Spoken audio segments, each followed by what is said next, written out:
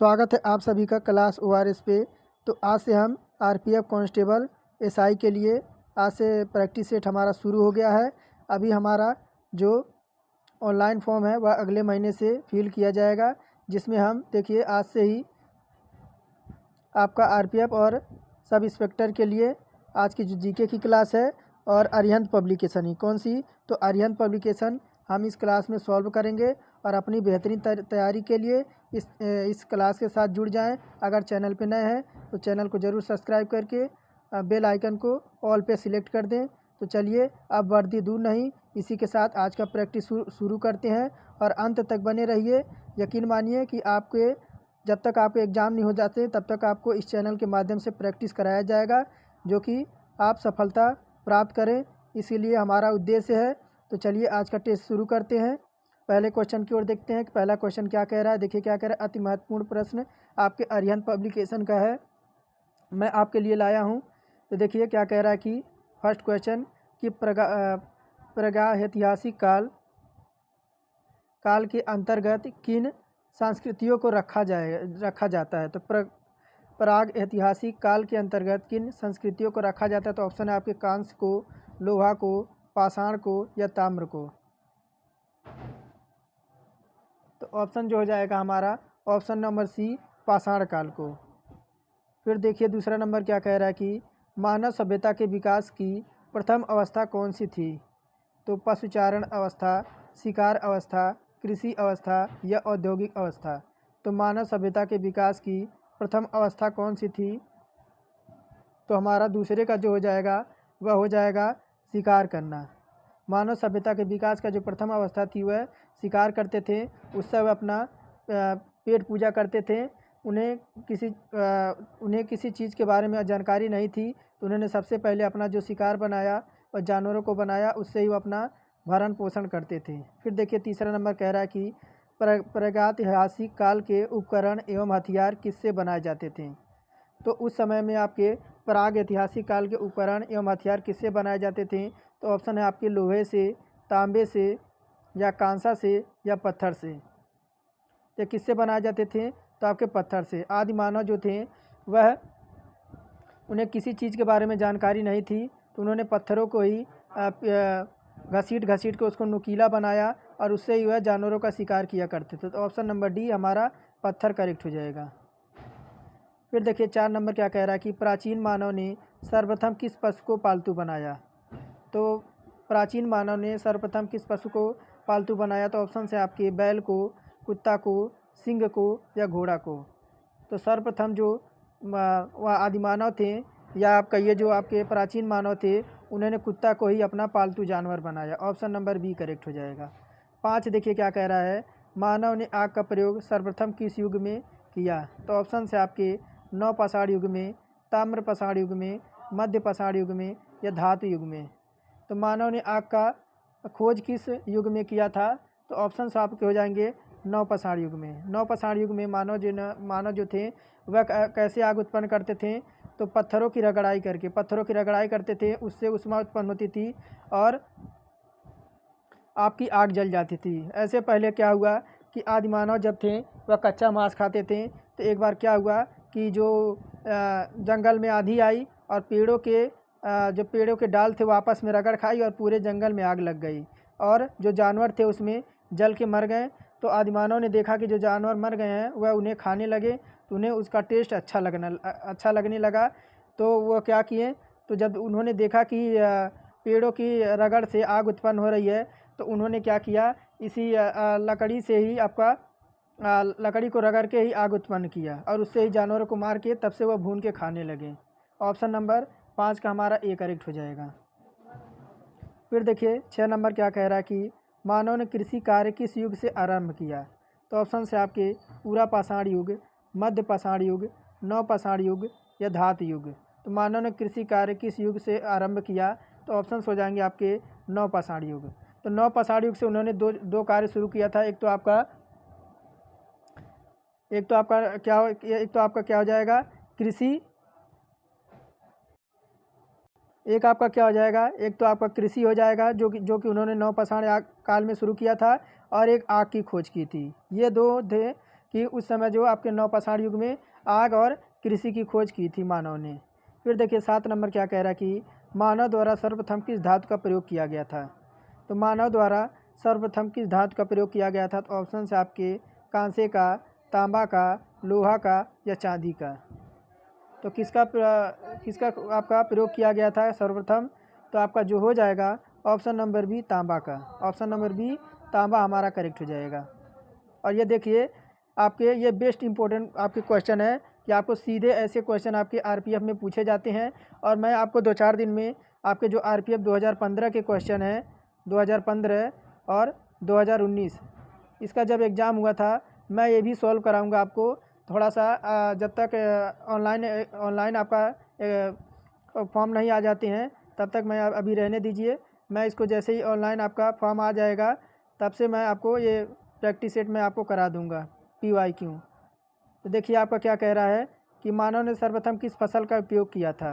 तो मानव ने सर्वप्रथम किस फसल का उपयोग किया था, तो ऑप्शन हैं जौ के, चावल के, गेहूं के या कपास के। तो किसका, तो आपका जौ का। नवपाषाण युग में चावल की खेती का सर्वप्रथम साक्ष्य कहाँ से मिला है। तो ऑप्शन से आपके मेहरगढ़ से, कोल्डिहवा से, बुजुर्गहोम से या दैमाबाद से। तो नवपाषाण युग में चावल की खेती प्राचीनतम साक्ष्य कहाँ से मिले हैं, तो ऑप्शन हो जाएंगे आपके कोल्डिहवा से। ऑप्शन नंबर बी हमारा बिल्कुल करेक्ट हो जाएगा। फिर देखिए 10 नंबर, सिंधु घाटी सभ्यता किस काल की सभ्यता मानी जाती है। सिंधु घाटी सभ्यता किस काल की सभ्यता मानी जाती है, तो ऑप्शन है आपके पूरा पाषाण काल, लोह काल, कांस्य काल या महापाषाण काल। तो 10 का जो हो जाएगा हमारा जो सिंधु घाटी सभ्यता किस काल की सभ्यता मानी जाती है, तो आपकी कांस्य काल की सभ्यता मानी जाती है। तो ऑप्शन नंबर सी हमारा बिल्कुल करेक्ट हो जाएगा। 11 नंबर देखिए क्या कह रहा है, हड़प्पा की खुदाई सर्वप्रथम कब हुई।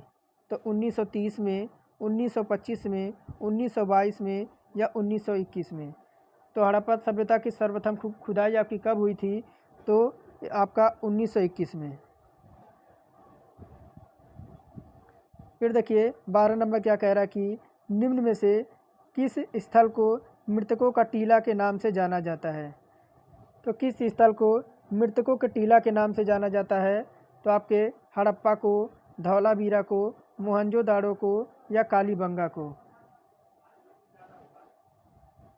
तो आपके मोहनजोदाड़ो को। ऑप्शन नंबर सी 12 का करेक्ट हो जाएगा। मृतकों का टीला आपके मोहनजोदाड़ो को कहते हैं।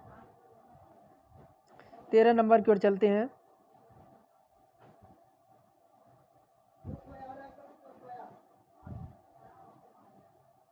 देखिए क्या कह रहा है कि मोहनजोदाड़ो के टीले की खोज करने वाले श्रेय किसे दिया जाता है। मोहनजोदाड़ो के टीले की खोज करने का श्रेय किसे दिया जाता है, तो ऑप्शन है आपके रखाल दास बनर्जी, दयाराम साहनी, जॉन मार्शल या माधव स्वरूप वत्स। तो मोहनजोदाड़ो के टीले की खोज का श्रेय किसे जाता है, ये आपको किसे जाता है, तो राखाला दास बनर्जी को। किसे, तो राखाला दास बनर्जी को। ऑप्शन नंबर ए करेक्ट हो जाएगा। फिर 14 नंबर देखिए क्या कह रहा है, हड़प्पा सभ्यता में विशाल स्नानगार का साक्ष्य कहाँ से प्राप्त हुए हैं। तो ऑप्शन हैं हड़प्पा से, मोहनजोदाड़ो से, लोथल से या धौलावीरा से। तो हड़प्पा सभ्यता में विशाल स्नानगार के साक्ष्य कहाँ से प्राप्त हुए हैं, तो 14 का जो हो जाएगा हमारा ऑप्शन नंबर बी मोहनजोदाड़ो से। ऑप्शन नंबर बी मोहनजोदाड़ो हमारा करेक्ट हो जाएगा। फिर देखिए 15 नंबर कह रहा है कि कौन सा युग में आपका सुमिलित नहीं है। इधर आपके नगर दे रखे हैं, इधर आपका नदी दे रखा है। तो देखिए आपका हड़प्पा रावी नदी के किनारे, ये बिल्कुल सही है। और मोहनजोदाड़ो सिंधु नदी के किनारे, ये भी बिल्कुल सही है। कालीबंगा घग्गर नदी के किनारे, ये भी सही है। लोथल आपका कहाँ दे रखा है, लोथल आपका दे रखा सतलज, यही हमारा रॉन्ग हो जाएगा। फिर देखिए 16 नंबर क्या कह रहा है कि सिंधु घाटी सभ्यता में गोदीवाड़ा, क्या गोदीवाड़ा का साक्ष्य कहाँ से प्राप्त हुआ है। सिंधु घाटी सभ्यता में गोदीवाड़ा का साक्ष्य कहाँ से प्राप्त हुआ है, तो ऑप्शन है आपके धौलावीरा से, लोथल से, सूरीकोट्टा से, चंदूहदड़ो से। तो सिंधु घाटी सभ्यता में गोदीवाड़ा का साक्ष्य कहाँ से प्राप्त हुए हैं, तो आपका ऑप्शन हो जाएंगे लोथल से। ऑप्शन नंबर बी बिल्कुल करेक्ट हो जाएगा। फिर 17 नंबर देखिए क्या कह रहा है, निम्न में से किस धातु का प्रयोग हड़प्पा के लोग नहीं करते थे? तो सोना का, चांदी का, कांसा का या लोहा का। तो हड़प्पा सभ्यता के लोग किस धातु का प्रयोग नहीं करते थे? तो 17 का जो हो जाएगा ऑप्शन हमारा डी, लोहे का। और 18 नंबर देखिए क्या कह रहा है कि किस हड़प्पा सभ्यता स्थल से कांस्य नर्तकी की मूर्ति प्राप्त हुई है? किस हड़प्पा सभ्यता से स्थल से कांस्य नर्तकी की मूर्ति प्राप्त हुई है? ऑप्शन है मोहनजोदाड़ो, हड़प्पा, कालीबंगा या चंदूदड़ो। तो 18 का जो हो जाएगा हमारा कांस्य की नर्तकी की मूर्ति यानी नाचती हुई मूर्ति कहाँ प्राप्त हुई है? तो आपके मोहनजोदाड़ो से। ऑप्शन नंबर ए करेक्ट हो जाएगा। 19 नंबर देखिए क्या कह रहा है कि आर्य भारत में सबसे पहले कहाँ बसे थे? तो क्या कह रहा है ऑप्शन नंबर ए कि सप्त सिंधु प्रदेश में, गंगा यमुना दोआब में, घग्गर हकरा घाट में या इन सभी जगहों पर। तो आर्य भारत में सबसे पहले कहाँ आकर बसे थे? तो 19 का जो हो जाएगा हमारा ऑप्शन नंबर ए, कहाँ पे? तो सप्त सिंधु प्रदेश से। आर्य भारत में सबसे पहले कहाँ से बसे थे? तो आपके सप्त सिंधु प्रदेश से। ऑप्शन नंबर ए करेक्ट हो जाएगा। फिर देखिए 20 नंबर क्या कह रहा है कि ऋग्वैदिक काल का सर्वाधिक महत्वपूर्ण देवता कौन है? तो ऋग्वैदिक काल का सर्वाधिक महत्वपूर्ण देवता कौन है? तो ऑप्शन से आपके अग्नि, विष्णु, इंद्र या वरुण। तो 20 का जो हो जाएगा हमारा कौन है? तो आपके इंद्र है। इंद्र है कौन? तो इंद्र को वर्षा का देवता माना जाता है। तो ऑप्शन नंबर सी करेक्ट हो जाएगा। फिर देखिए 21 नंबर कह रहा है कि ऋग्वैदिक में उल्लेखित नदियों में से सर्वाधिक पवित्र नदी कौन सी मानी जाती है? तो ऋग्वैद काल में उल्लेखित नदियों में सर्वाधिक पवित्र नदी कौन सी थी? तो ऑप्शन है गंगा, सरस्वती, यमुना या सिंधु। तो 21 का जो हो जाएगा हमारा 21 का कौन सा हो जाएगा? तो option number B, Saraswati. 22 number देखिए ऋग्वैदिक आर्य किसकी पूजा करते थे? ऋग्वैदिक आर्य किसकी पूजा करते थे? ऑप्शंस हैं गाय की, वृक्ष की, माता की या प्रकृति की। तो ऋग्वैदिक काल के जो आर्य जो थे वह किसकी पूजा करते थे? तो 22 का जो हो जाएगा आपकी प्रकृति की पूजा करते थे। ऑप्शन नंबर डी करेक्ट हो जाएगा। 23 नंबर क्या कह रहा है? ऋग्वेद के 10वें मंडल में निम्न में से किसका उल्लेख पहली बार मिलता है? तो ऋग मंडल के 10वें मंडल में आपका किसका उल्लेख पहली बार मिलता है? तो ऑप्शन है आपके पुरोहितों का, शूद्रों का, सेनानी का या सोमरस का। तो ऋग मंडल के 10वें श्लोक में किसका उल्लेख मिलता है? तो 23 का जो हो जाएगा ऑप्शन नंबर बी, शूद्र का। ऑप्शन नंबर बी शूद्र हमारा करेक्ट हो जाएगा। फिर 24 नंबर देखिए क्या कह रहा है कि गायत्री मंत्र का उल्लेख किस वेद में मिलता है? तो ऑप्शंस हैं यजुर्वेद, अथर्ववेद, ऋग्वेद या सामवेद। तो गायत्री मंत्र का उल्लेख किस वेद में आपका मिलता है? तो 24 का जो हो जाएगा ऑप्शन नंबर सी, ऋग्वेद में। और ऋग्वेद है कैसा? तो ऋग्वेद जो है आपका सबसे पुराना वेद कौन सा है? तो आपका ऋग्वेद ही है।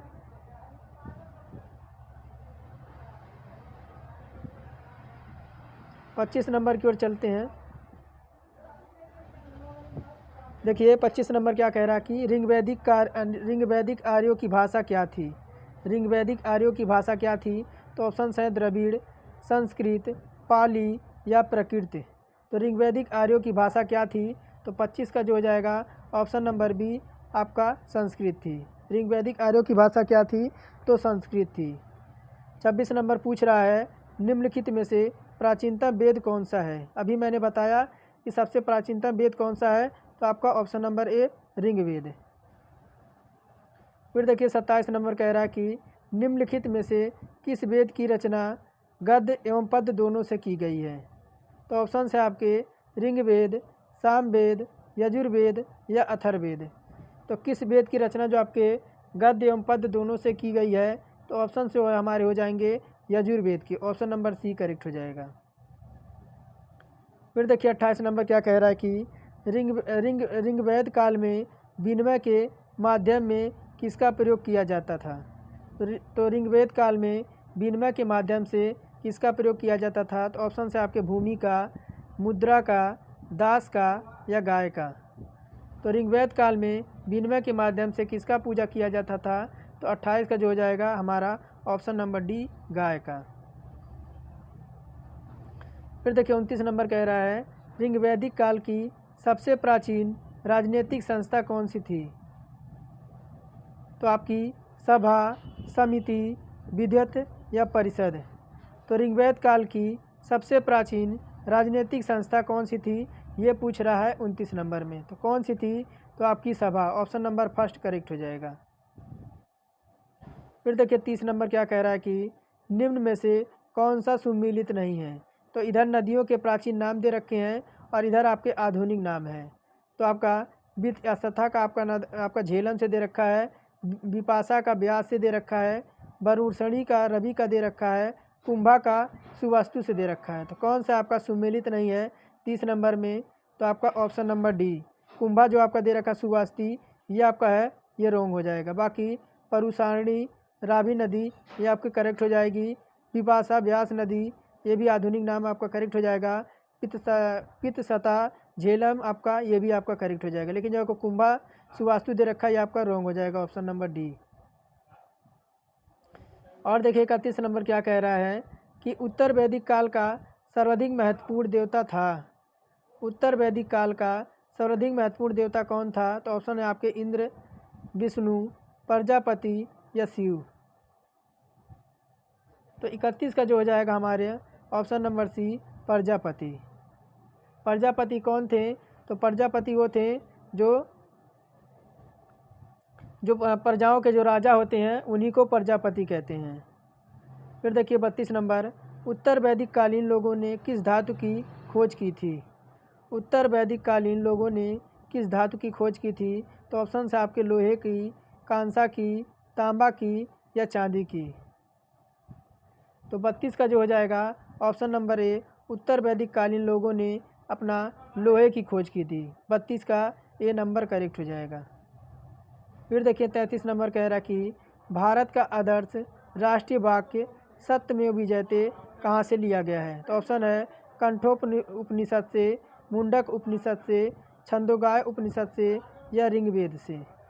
तो सत्यमेव विजयते कहाँ से लिया गया है? भारत का जो आदर्श वाक्य है यह आपका लिया गया है मुंडक उपनिषद से, ऑप्शन नंबर बी करेक्ट हो जाएगा। फिर देखिए क्या कह रहा है जैन धर्म का वास्तविक संस्थापक किसे माना जाता है? तो ऑप्शन है ऋषभदेव को, नेमिनाथ को, महावीर स्वामी को या पार्श्वनाथ को। तो जैन धर्म का वास्तविक संस्थापक किसे माना जाता है? तो 34 का हो जाएगा महावीर स्वामी को। और देखिए क्या कह रहा है जैन धर्म के 24वें और अंतिम तीर्थकर कौन थे? तो महावीर स्वामी, पार्श्वनाथ, भद्रबाहु या स्थूलबाहु। तो जैन धर्म के 24वें और अंतिम तीर्थकार कौन थे? तो आपके Mahavir Swami, option number A हमारा करेक्ट हो जाएगा। और आज का लास्ट क्वेश्चन होगा, हम हर प्रैक्टिस में आपको 35 या 40 क्वेश्चन कराएंगे। देखिए क्या कह रहा है कि पार्श्वनाथ द्वारा प्रतिपादित 4 महाव्रतों में महावीर स्वामी ने कौन सा 5वां व्रत जोड़ा? तो पार्श्वनाथ द्वारा प्रतिपादित 4 महाव्रतों में महावीर स्वामी ने कौन सा 5वां व्रत जोड़ा? तो अपना ऑप्शन है अपरिहर, ब्रह्मचर्य, सत्य या अस्तेय। तो 36 का जो हो जाएगा ऑप्शन नंबर बी ब्रह्मचर्य हो जाएगा। पार्श्वनाथ द्वारा प्रतिपादित 4 महाव्रतों में महावीर स्वामी ने अपना ब्रह्मचर्य 5वां व्रत को जोड़ा था। तो ये थे हमारे 36 क्वेश्चन। आपको कमेंट में बताना है कि 36 में आपने कितना अटेम्प्ट किया। और देखिए आने जब तक एग्ज़ाम नहीं आ जाता तब तक मैं इस चैनल के माध्यम से आपको प्रैक्टिस कराऊंगा। और यकीन मानिए कि आप वर्दी दूर नहीं, यानी वर्दी आपके हाथ में होगी। अगर आप नियम से मेरे साथ बने रहें तो ज़रूर आप लक्ष्य को हासिल करेंगे। तो चलिए आज का टेस्ट यहीं समाप्त करते हैं। और अगर चैनल पे नए हैं चैनल को सब्सक्राइब करके एक प्यारा सा कमेंट कर दें। अगर आपको कोई सुझाव देना है कमेंट बॉक्स में, और वीडियो को लाइक कर दें। तो चलिए फिर मिलते हैं नेक्स्ट प्रैक्टिस में।